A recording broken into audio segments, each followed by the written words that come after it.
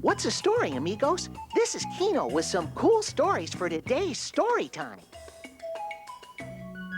Our first story is about a kind woman and her magical powers. The water, the fishes, and the otters would flow out of her hair and return to the river once more. And we meet a boy who wants to be an artist in this book read by Liz Torres.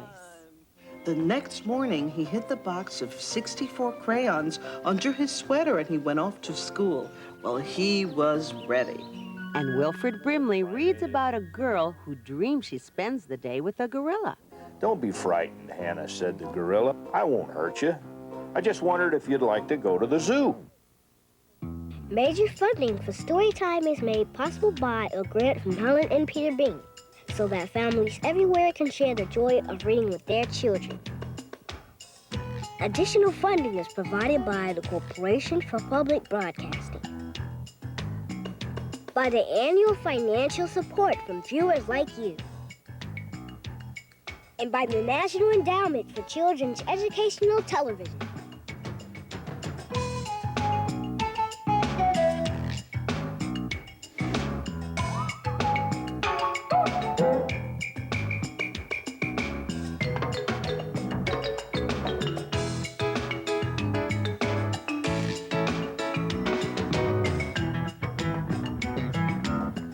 All right, there you go. Look, don't scratch. Poison oak can only get worse if you scratch it. I know, but I can't stand it. This itching is just killing me. Oh, well, that's why I put those socks on, so you won't scratch. So tell me, what happened? Well, we went to this picnic with my parents, see, and I went hiking, and when we came back, it started itching, and now it's just a pit. Oh, didn't you know that poison oak is a nasty plant?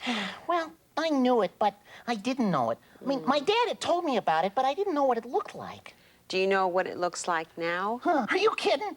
My mom even gave me this picture. Here it is down here. Yeah. Boy, if you see that stuff, watch out. Don't worry, I'll be memorizing that. Yes, I will. Kino, don't scratch. But I'm going crazy. I hate these silly socks. I look like a goofball. Would you feel better if I read you a book? Oh, yes. Anything to take my mind off this misery. You won't scratch, right? No, I won't. All right. This is a beautiful story based on a poem by Alejandro Cruz Martinez, The Woman Who Outshone the Sun. And it'll keep your mind off scratching. Oh, I hope so. The pictures are by Fernando Olivera. Comfy? Yeah. Okay. The day Lucia Centeno arrived, everyone in the village was astonished. No one knew where she came from, yet they all saw that she was amazingly beautiful and that she brought thousands of dancing butterflies and brightly colored flowers on her skirts. She walked softly, yet with quiet dignity, her long, unbraided hair flowing behind her.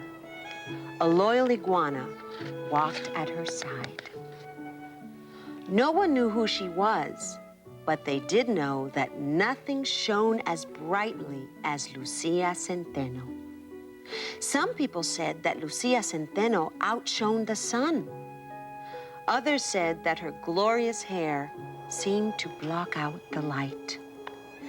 Everyone felt a little afraid of someone so wonderful and yet so strange. There used to be a river that ran by the town, almost the same river that runs by there now. And people said that when Lucia Centeno went there to bathe, the river fell in love with her. The water rose from its bed and began to flow through her shining black hair. When Lucia finished bathing, she would sit by the river and comb out her hair with a comb made from the wood of the mesquite tree. And when she did, the water, the fishes, and the otters would flow out of her hair and return to the river once more. See the fishes in her hair? Yeah, yeah. The old people of the village said that although Lucia was different from them, she should be honored and treated with respect. She understood the ways of nature, they said. But some people did not listen to the elders. They were afraid of Lucia's powers, which they did not understand. And so they refused to answer Lucia's greetings or offer their friendship. They called her cruel names, and they spied on her day and night. Lucia did not return the meanness of the people. She kept to herself and continued to walk with her head held high. Her quiet dignity angered some of the people. They whispered that Lucia must be trying to harm them. People became more afraid of Lucia, and so they treated her more cruelly. Finally, they drove her from the village. Isn't that sad? Yeah. Lucia went down to the river one last time to say goodbye. As always, the water rose to greet her and began to flow through her glorious hair. But this time, when she tried to comb the river out of her hair, the river would not leave her. And so, when Lucia Centeno left the village, the river and the fishes and the otters went with her, leaving only a dry, winding riverbed, a serpent of sand where the water had been. Everyone saw that Lucia Centeno was leaving and that the river, the fishes, and the otters were leaving with her. The people were filled with despair. They had never imagined that their beautiful river would ever leave them, no matter what they did. Where once there had been green trees and cool breezes, now no more rain fell. No birds sang. No otters played. The people and their animals suffered from thirst. People began to understand as never before how much the river, the fishes, the otters, even the trees and the birds had meant to the village. They began to understand how much the river had loved Lucia Centeno. The elders said that everyone must search for Lucia and beg her forgiveness. Some people did not want to.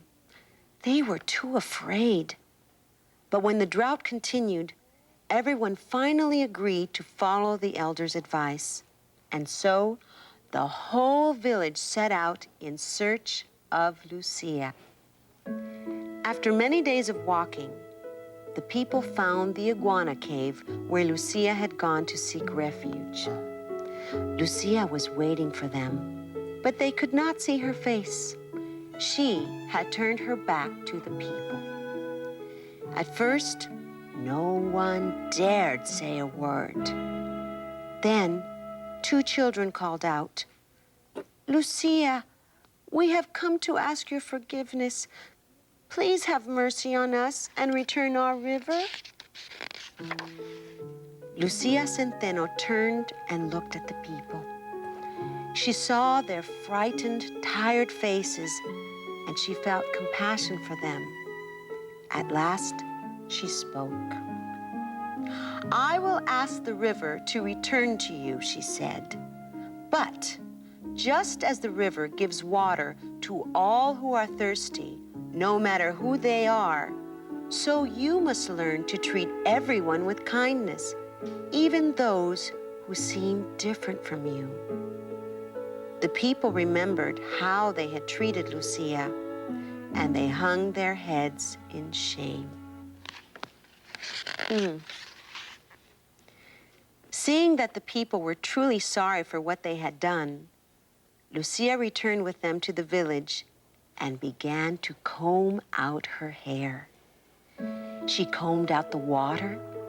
She combed out the fishes. She combed out the otters. And she kept on combing until the river had returned once more to where it belonged. The people were overjoyed to have their river again. They poured water over themselves and over their animals. They jumped into the river and they laughed and cried with happiness. In all the excitement, no one noticed at first that Lucia had disappeared again. When the children asked the elders where she had gone, the elders replied that Lucia had not really left them. Though they would not be able to see her, she would always be there, guiding and protecting them, helping them to live with love and understanding in their hearts. Did you like that? Oh, gee, yeah, that was great. That was just great. But why did the people drive her away from the village? Oh, well, I think they were afraid of her because they didn't understand her. Boy, wow. It's lucky for the people from the village that she forgave them, huh? Well, she was hoping that the next time they saw someone different from them, they would be kind and not mean. Boy, I tell you, I'd like to jump in the river. Maybe that'd stop this doggone poison oak. Well, try not to think about it. Kino, did you notice something else about this book? What? It's in Spanish, too. See? Oh, yeah, yeah. Aunque no la pudieron ver más, siempre estaría con ellos, cuidándolos y protegiéndolos. Siempre estaría ayudándolos a vivir de corazón, con amor y comprensión para todos. And though they wouldn't be able to see her, she'd always be there, guiding them and protecting them and helping them to live with love and understanding in their hearts. Hi, Liz. How's it going? Okay. Isn't this a wonderful story? Oh, yes. Hey, you know what she said, huh? Oh, yes. Well, it's an old story, and I also speak Spanish, too. Oh, I can too. I can too. Hola, amigo. Hola, Kino. Bueno, mira, ¿tú quieres que te lea un libro? What'd you say? Would you like me to read a book? Oh, yep. See. Mara, those are my friends outside. Is it time yet? Huh? Is it? It's story time! Yay, let's do it. Mara, let's go over there, okay? Please, let's be with my amigos. Oh. I promise I won't scratch myself. Well, I'd rather you stay here so we don't have to move you. We can listen to the story from here, okay? Well, all right. I guess so. This book is about a boy who wants to be an artist, and it was written by an artist. Think about that. Tommy DePaola. He wrote the book and also drew and colored the pictures, so he's an artist, okay? The art lesson. Tommy knew he wanted to be an artist when he grew up. He drew pictures everywhere he went. It was his favorite thing to do. His friends had favorite things to do, too.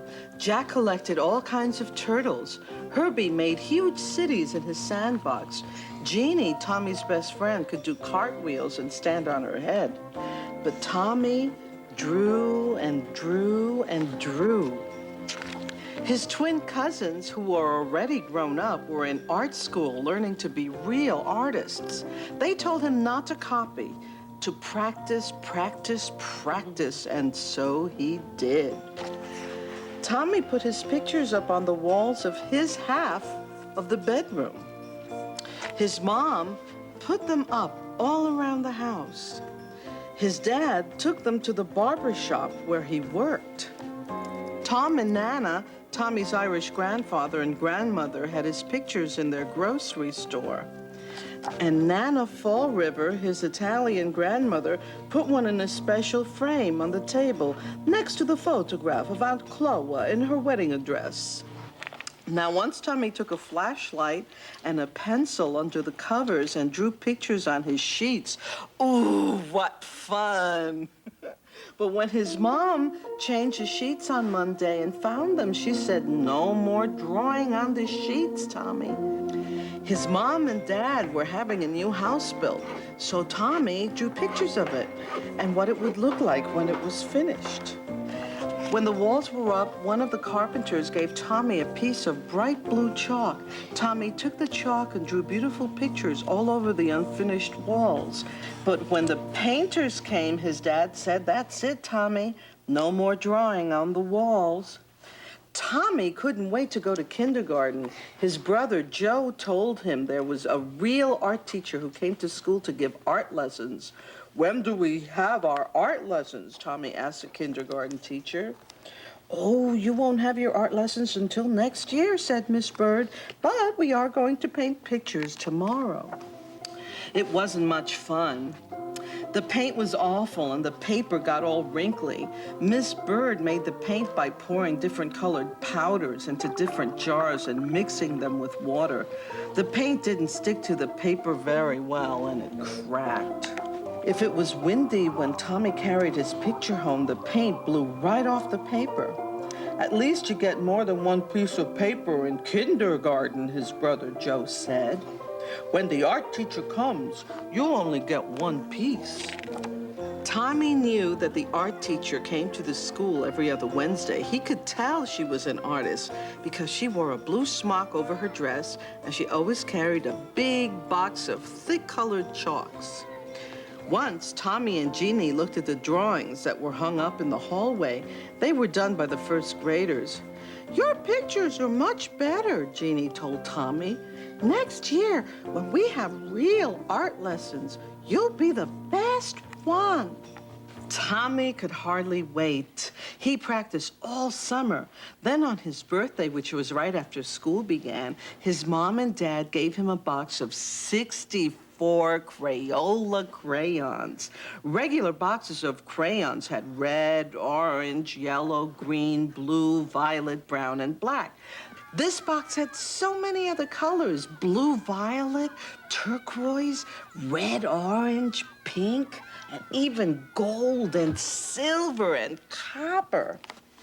"Class," said Miss Landers, the first grade teacher, "next month, the art teacher will come to our room. So on Monday, instead of singing, we will practice using our crayons." On Monday, Tommy brought his 64 crayons to school. Miss Landers was not pleased. "Everyone must use the same crayons," she said. "School crayons." School crayons had only the same old 8 colors, and Miss Landers passed them out to the class. She said, "These crayons are school property, so do not break them, peel off the paper, or wear down the points." "How am I supposed to practice being an artist with school crayons?" Tommy asked Jack and Herbie. "That's enough, Tommy," Miss Landers said. "And I want you to take those birthday crayons home with you and leave them there." And Joe was right. They only got one piece of paper. Finally, the day of the art lesson came. Tommy could hardly sleep that night. The next morning, he hid the box of 64 crayons under his sweater and he went off to school. Well, he was ready. The classroom door opened and in walked the art teacher. Miss Landers said, "Class, this is Mrs. Bowers, the art teacher. Patty, who is our paper monitor this week, will give out one piece of paper to each of you. And remember, don't ruin it because it is the only piece you'll get. Now, pay attention to Mrs. Bowers." "Class," Mrs. Bowers began, "because Thanksgiving is not too far away, we will learn to draw a pilgrim man, and a pilgrim woman, and a turkey. Watch carefully and copy me." Copy? Copy? Well, Tommy knew that real artists didn't copy. Oh, this was terrible. This was supposed to be a real art lesson. He folded his arms and he just sat there. "No, what's the matter?" Miss Landers asked. Tommy looked past her and spoke right to Mrs. Bowers. "I'm going to be an artist when I grow up, and my cousin told me that real artists don't copy. And besides, Miss Landers won't let me use my own 64 Crayola crayons." Well, Mrs. Bowers said. What are we going to do?" She turned to Miss Landers, and they whispered together. Miss Landers nodded. "Now, Tommy," Mrs. Bowers said, "it wouldn't be fair to let you do something different from the rest of the class." But I have an idea. If you draw the pilgrim man and woman and the turkey, and if there's any time left, I'll give you another piece of paper, and you can do your own picture with your own crayons. Can you do that? Well, I'll try, Tommy said with a big smile. And he did. And he did. And he still does. He was the honest. That's right. And who's that? Him. Him who? Tommy? The honest. That's right. So he grew up to be what? An honest artist. An artist. And look at all the pictures he drew. What's that? Does anybody know what that is? Alligator. That's right, an alligator. And what's that? A dog. That's right. Hey, kids, will you help me thank Liz for doing such a wonderful job? Thank you, Liz. Thank you. Thank you. You know, Liz, that reading was so good, I didn't see Kino scratch once. That's how good it was. Yeah, but now I'm really, really, really suffering. Please, please, please, just let me scratch this once. Oh, you better not. Kino, do you remember that old game we used to play? You know, where I'd say, I heard from my friend Joe, and he told me that, and then you'd come up with something funny that Joe said? Oh, yeah. Oh, I remember that game, and I remember I really liked it, too. Well, let's play and get your mind off that poison oak. Ready? Let's do it. Okay, all right, you answer first. Ready? Yeah. I heard from my friend Bill, and he told me that... He saw a cat scuba diving in the bathtub. Oh, that was a good one, Kino. Yeah. Okay, all right, your turn. Okay. I heard from my friend Sarah, and she told me that. That she saw a puppy brushing his teeth. Oh, because I guess he didn't want to go to the dentist, huh? May I do one more? Oh, it's my turn. It's my turn. Okay. Here I go. I heard from my friend Wilford, and he told me that... Oh, he saw a gorilla wearing a raincoat. A gorilla... Oh, Kino. I know where you heard that one.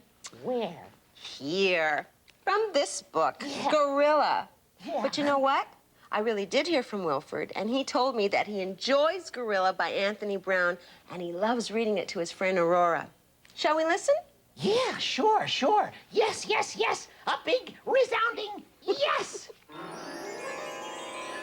Okay, Hannah, I guess that's Hannah, that pretty little girl, loved gorillas. She read books about gorillas, she watched gorillas on television, and she drew pictures of gorillas, but she'd never seen a real gorilla. Now, her father didn't have time to take her to see one at the zoo. Matter of fact, he didn't have time for anything. He went to work every day before Hannah went to school, and in the evening, he worked at home. When Hannah asked him a question, he would say, "Not now, I'm busy, maybe tomorrow." But the next day, he was always too busy. "Not now, maybe on the weekend," he would say, but on the weekend, he was too tired. So, they never did much of anything together. No. The night before her birthday, Hannah went to bed tingling with excitement. She had asked her father for a gorilla. In the middle of the night, she woke up and saw a very small parcel at the foot of the bed. It was a gorilla, but it was just a toy. Hannah threw the gorilla into a corner with her other toys and went back to sleep. But in the night, something amazing happened. Hannah was frightened. "Don't be frightened, Hannah," said the gorilla. "I won't hurt you. I just wondered if you'd like to go to the zoo." The gorilla had such a nice smile that Hannah wasn't afraid. "I'd love to," she said. So they both crept downstairs. Hannah put on her coat. The gorilla put on her father's hat and coat. "Perfect fit," he whispered. They opened the front door, and outside they went.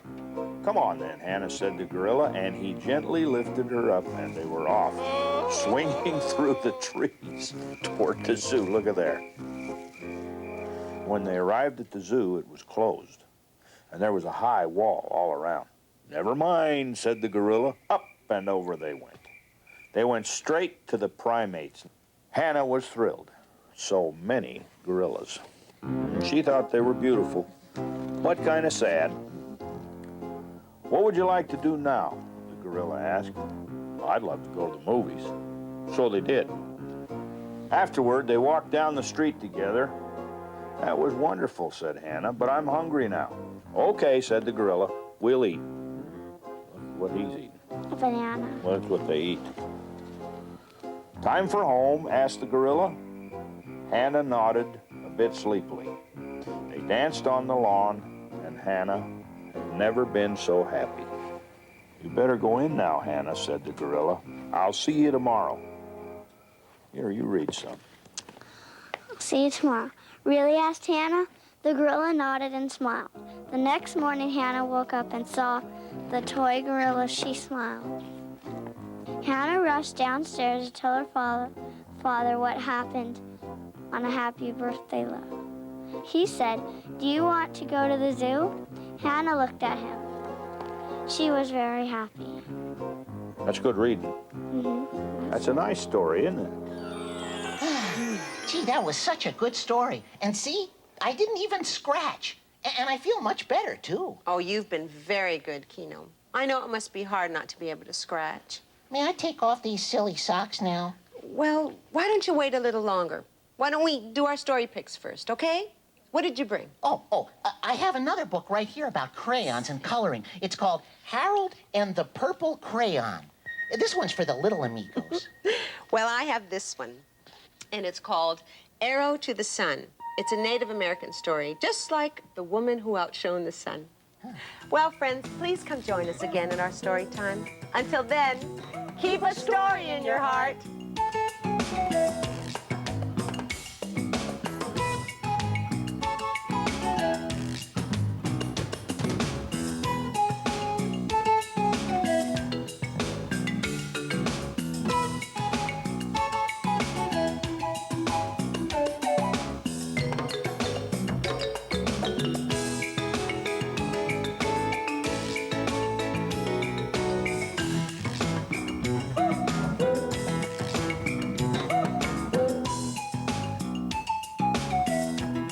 Today's Storytime books are The Woman Who Outshone the Sun, The Art Lesson, Gorilla, Harold and the Purple Crayon, and Arrow to the Sun. you can find these and other books at your local library. Major funding for Storytime is made possible by a grant from Helen and Peter Bain, so that families everywhere can share the joy of reading with their children. Additional funding is provided by the Corporation for Public Broadcasting, by the annual financial support from viewers like you, and by the National Endowment for Children's Educational Television. Storytime is a production of KCET Los Angeles.